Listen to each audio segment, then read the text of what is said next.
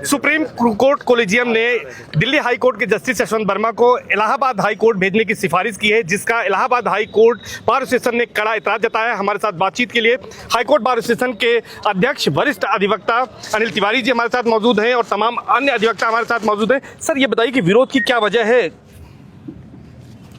अब क्या कहें आपसे, जहाँ तक मैं समझता हूँ कि हमने अपने प्रस्ताव में सब कुछ लिख दिया है, कलेजे के अंदर से निकाल के लिख दिया है। एक दर्द भरा पत्र है वो पत्र किसी राजनीतिक भाषा या किसी फॉर्मल लेटर नहीं है। वो इलाहाबाद हाई कोर्ट के वकीलों का दर्द था।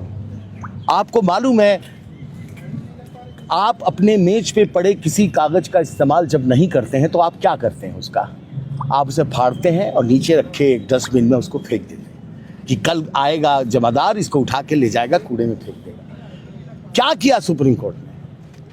करप्शन के चार्ज में दिल्ली हाई कोर्ट के लायक नहीं है जस्टिस यशवंत वर्मा, तो इसलिए इलाहाबाद हाई कोर्ट भेज दो, क्योंकि आगे ब्रैकेट में नहीं लिखे वो, लेकिन लिखा हुआ ये है क्योंकि इलाहाबाद हाई कोर्ट तो कचरा है ही।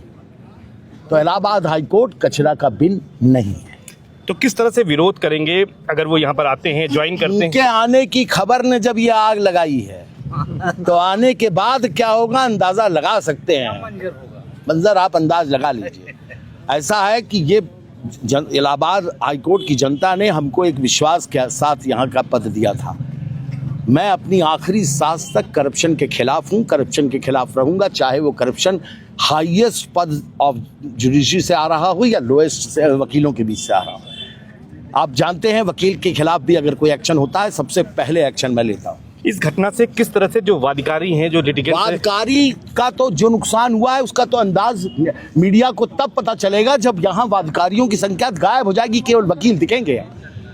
जानते हैं, आप गांव में बैठा आदमी इस वक्त इलाहाबाद हाईकोर्ट आने के लिए इस घटना सुनने के बाद से आप पब्लिक ठेलों पर जाइए, देखिए दुकानों पर जाइए, लोग कह रहे हैं इलाहाबाद में अब कुछ ना होगा भैया, हाई कोर्ट में अब कुछ नहीं होगा। इस यशवंत वर्मा की अदालत में अगर कोई मुवक्किल खड़ा होगा उसका मुकदमा, तो क्या वो पीछे से बैठ के नहीं सोचेगा कि अरे कहीं जज साहब दूसरे से सेट तो नहीं हो गए? अगर ये फीलिंग उसके मन में आ गई है, चाहे भले ऐसा ना हो, तो भी न्यायपालिका को डैमेज है। तो अनिल तिवारी जी क्या उनकी कोर्ट में बहस करने जाएंगे? अनिल तिवारी जी उनको कोर्ट में बैठने ही नहीं देंगे। अच्छा, ये बताएं कि अगर वो वोट लेने यहाँ पर आते हैं, अभी तो आप लोगों ने 24 तारीख को एक मीटिंग भी बुलाई है, उस इमरजेंसी मीटिंग में किस तरह की चर्चा होगी, क्या मांग करेंगे? Yashwant Varma should resign, otherwise immediately he should be sent on leave, और matter of inquiry is not by inside procedure. ED को सौंपिए, ईडी एग्जामिन करेगी पैसा कहाँ से आए। बिल्कुल सर, ये जांच की आप मांग करेंगे, लेकिन एक बड़ा सवाल ये है कि जुडिशरी में जजों की कमी है। आप लगातार इसके लिए लड़ाई भी लड़ रहे हैं। इस ये जो पत्र 4 पन्ने का आपने आज जारी किया है, उसमें भी तमाम बातें कही गई हैं कि जो है जनता का विश्वास इस तरह की घटनाओं से कमजोर हो रहा है, जजों की संख्या और लिस्टिंग का जो एक मामला है, इन तमाम विषयों का भी जिक्र किया है आपने। मैंने इसलिए किया है कि हम अपनी प्रॉब्लम को बता रहे हैं। एक कॉर्नर से ये सवाल आ सकता है कि भाई जजेस की कमी है, चलो एक जज आपको और मिल रहा है। मेरा यही कहना है कि हमको जज चाहिए, करप्ट जज नहीं चाहिए। हम बिना न्याय के रह लेंगे, लेकिन करप्ट न्याय से नहीं रह पाएंगे। हम कूड़ेदान नहीं है, हमको कॉम्पिटेंट जज। हमारे 2 साल से हमारी लिस्ट पड़ी हुई है वहाँ। कंसीडर करिए जो आदमी सही है उनको। अच्छा, बड़ा सवाल तो इसमें एक और उठता है, जजेस के अपॉइंटमेंट का जो तरीका है वो तरीका बिल्कुल फॉल्टी है। कहीं ना कहीं उस तरीके में कोई एक ऐसी गड़बड़ी है जिससे जस्टिस यशवंत वर्मा जैसे लोग एलिवेट हो जाते हैं। तो क्या बार को कंसल्ट नहीं करना चाहिए? बार को कभी पार्टिसिपेशन नहीं मिला, कभी नहीं। जजों की नियुक्ति में कभी नहीं। नियुक्ति में मत करिए, कम से कम उनके बारे में बार से तो पूछ लीजिए। क्या बार से बेहतर, एक माँ से बेहतर कोई बता सकता है अपने बच्चे के बारे में? बार माँ है वकीलों की, माँ से कुछ नहीं छिपता। बच्चे के कहाँ पे कौन सा दाग है, उसके गुप्त अंग पे भी अगर दाग है तो माँ बता सकती है कि उसके गुप्त अंग पे दाग है। कोई दूसरा बता देगा क्या? तो माँ से पूछो ना कि इसके कौन से गुप्त अंग पे किस कोने में दाग है, बताएगा बार।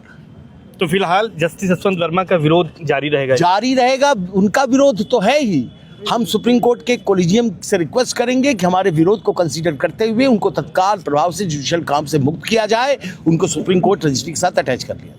बहुत इस्तीफे की काम मांग वहाँ कर रहे भी हैं। है, बहुत फाइलें इस्तीफे की भी मांग कर रहे हैं उनकी। जी हाँ, उनके इस्तीफे उनकी इस्तीफा दें, ईडी की जांच होनी चाहिए, ईडी की जांच, तब तक ये विरोध जारी रहेगा। तब तक विरोध जारी रहेगा। तो निश्चित तौर पर ये Allahabad high court bar association के अध्यक्ष हैं सीनियर एडवोकेट अनिल तिवारी जी, जिनका साफ तौर पर कहना है कि बार का स्टैंड बिल्कुल साफ है कि जो करप्ट जज हैं उनका विरोध किया जाएगा और अगर वो यहाँ आते हैं तो उनको बैठने तक नहीं दिया जाएगा। और खास बात यह है कि उन्होंने कहा है कि इसमें ईडी जांच करे और उसके बाद ही कोई मामला इसमें हो, और उनसे इस्तीफा भी मांगा है। सर्वेश दुबे, न्यूज़ 18, प्रयागराज।